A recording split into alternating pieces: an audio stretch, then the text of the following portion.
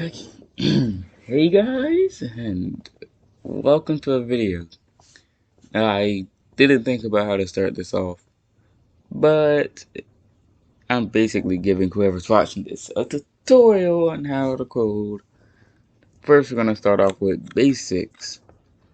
And if you read this thing in the middle, you know that I have to scratch add on, which doesn't add much, just makes it look neater and helps with certain things. So yeah, we're going to start off with something simple. Let's say I'm thinking of a game idea. I have one in my head, so I'm gonna show y'all how to make a game like that, which would include a lot of things that you will need. So that over time we'll be building up this game while you're also learning how to code. Let's start with one thing you always need in Scratch. The one flagged click button. This basically starts up everything. Yeah, this starts up everything on the game. So if I say like one flag clicked, go to, let's put in 100 for the X. So when I click the flag, it will go to 100X. Now let's turn this to negative 100. When I click the flag, it goes back to negative 100. Oops, didn't mean to do that. So for now, we're just going to start at 0, goes there, and Scratch is looking a bit big. So we're going to try and set his size, which is sort of self-explanatory. Set the size of the sprite. Say we put it on 50 here, it'll be the half size, which is pretty good. Sets it to half size. Okay, but now we're gonna need the controls. So when you're doing controls, you're always gonna want to use a forever loop, or you can use when space pressed, and you can turn it to the key. But most of the time, you're gonna want to do a forever loop. So then you're gonna want to use an if statement, not an if else statement. For the if statement, it's going to be, key pressed. If the key pressed, then it will do the action. This is very helpful in most games. So we're going to start out with the up key. If up key pressed, now we're going to set it to, if up key pressed, change Y by, let's see, what would be a good speed to start off with? Let's try 5. That's pretty good. Now let me try pressing the other keys. Nothing happens. So now we have to account for that. Sorry, this is my first time doing a tutorial thing. I'm not the sort of best at those type of things. But the next part will be pretty self-explanatory. All we need to do is turn this to down, turn this to a negative number. If you're good at math, you should know what happens. Now I'm just gonna copy both of these, which you can copy with Control C and paste with Control V. Pretty sure some of you already knew this. And I'm gonna turn this to left and right. And instead of having the Y variable, well, Y, just Y, we're gonna change X by 5 and change X by negative 5.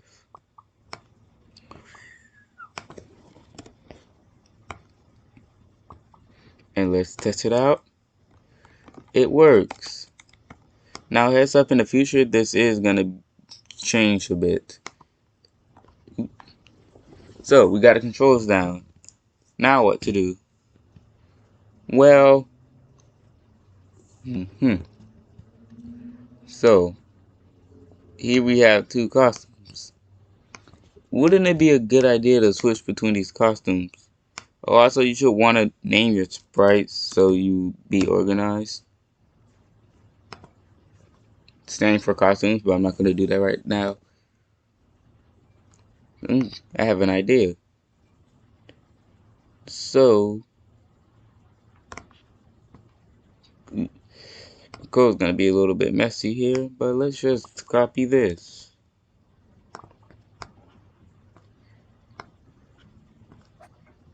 There's two ways to do this, but this way right here is simpler.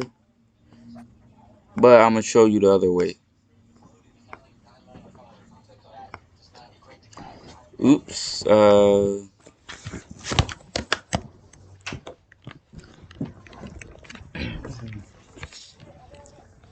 other way. So we're gonna delete those three. This other way gets messy like very quickly. Oops, wrong one. That's and. You're gonna want the or one. Let me show you how messy this gets. So if I say left or right or up keys should work as other solutions. But look how long this is. No one wants something this long. So I put this right here. Look how long that is. But for now, we're gonna leave it like this. Because why not? It would be funny if I did. So, we're gonna go to looks. Oops. So in looks, we can switch costume or next costume. Now, next costume would turn into this and then back to this. But say we have this, it will go from this to this. But say we want to control what costume it goes. Say we only wanted to go between these two costumes. Well, we're gonna do switch to next costume, and then we're gonna have wait. Wait basically makes the you stop for this certain amount of time, like delays. We're gonna say wait 0.25. Oops, you didn't see that. And then the switch costume to. This is automatically default to the last costume, but we're gonna go to costume 1. So when I put this, we should know what happens. Whoop. Okay, that's better.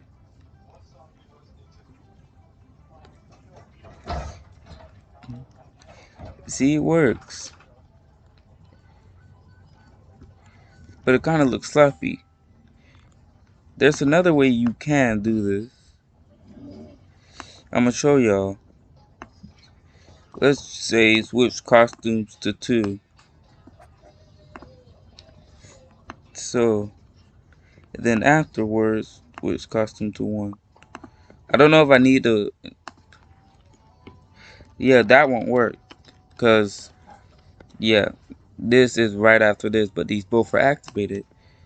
So, wait, we're gonna use a wait into. This is like a wait seconds block, but instead it waits until something gets triggered. So let's say not. I'm just gonna copy this. There's better ways to do this. I'm just doing this for fun. Now let's see. See, it switches to the costume until we start moving. Now there's a lot of things we can do with this, but we're just gonna have to simple animation. But now you see a problem. I bet you saw it from the start. How he's only facing one direction. So, cause when we press left, he stays in one direction. We're not gonna do it for up and down because it's not really needed right now. So it's just gonna do it for right. We're gonna use the point and direction block, which tells you what direction to point in. So when I press the flag, he will point upside down, like intended. But what if you don't want him to point upside down? Oop. Okay, it doesn't want to do. So normally you will hover over this and it'll show something with direction styles, but I must have did something. We're just gonna when flags click, set the rotation style left right. This makes sure that it only faces left or right, like this. Now that looks way neater. Look how neat that looks. So, quick recap.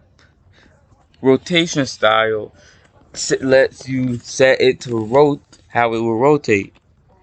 All around will make him go upside down when you point in 90 directions. Don't rotate, which means he faces one direction forever. And left and right, well, we just showed it, make them point either left or right.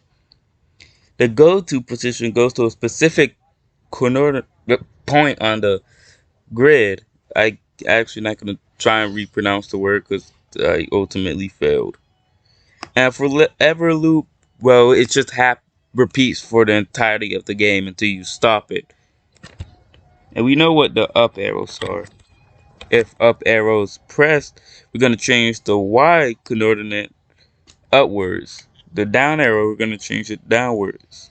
The right arrow, we're going to change the X coordinates to the right. Well, by positive numbers. I don't get what y'all. I think y'all know what I'm saying. And the left coordinates, we're going to change it by a negative number. Pretty sure this is all understandable. And the if thing is like an if statement. Like if this specific action happens, then do this. So if any of these keys are pressed, which looks oddly sloppy, then it's gonna switch to the costume. And the wait until is like an if statement. It waits until something triggers to do it. Like this specific trigger line. But we put not, it waits until this isn't triggered anymore to switch back. That's what we have so far. We have a cat.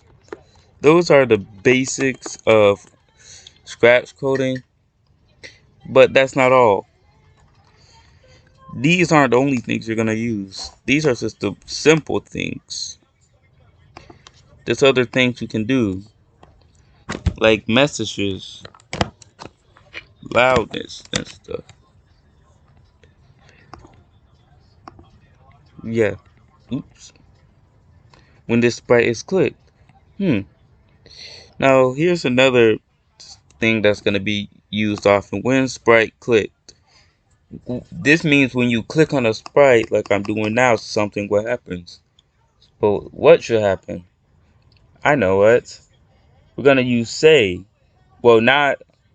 We're gonna use these basically, but we're not gonna use the ones that just have the word.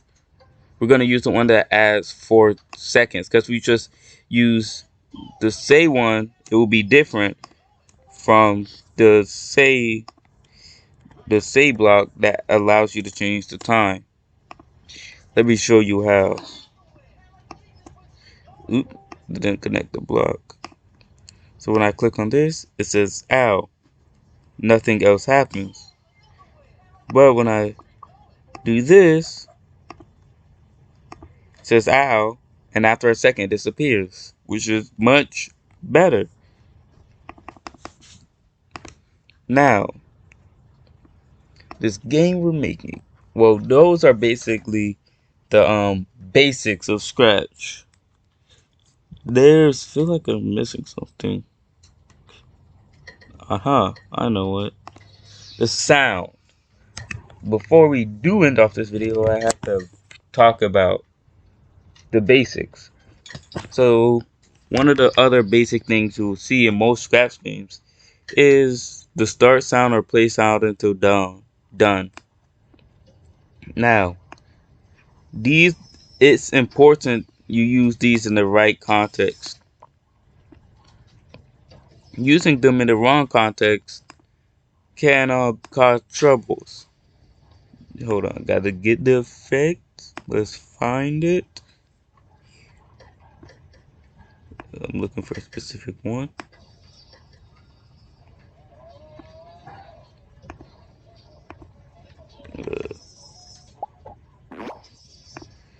We're gonna use the pop sound effect. So play until done and start sound. Here's what it does. The order also matters. See, but now let's say I do this. Yes, you see that. Normally I would split these into two so they both happen on time. But yeah. But in context like this, you see that? But when see, I can multiple click and it will happen. But here's the problem. Let's say I use meow. Yeah, see that. No, that won't be in this context. That's not a problem, but in future contexts, that will be a problem. So sometimes I may on purpose put like a problem in the script and I have you find it out. Yeah, so those are the basics of Scratch as far as I know of. The easiest things to use in Scratch. So yeah, the basics of Scratch. We may have to go over a few more things in the next video, but we have to start off with something very simple, like movement and stuff, and sound effects. Well, that's all. Hope you have a great time and stay tuned. Is what I all have to say.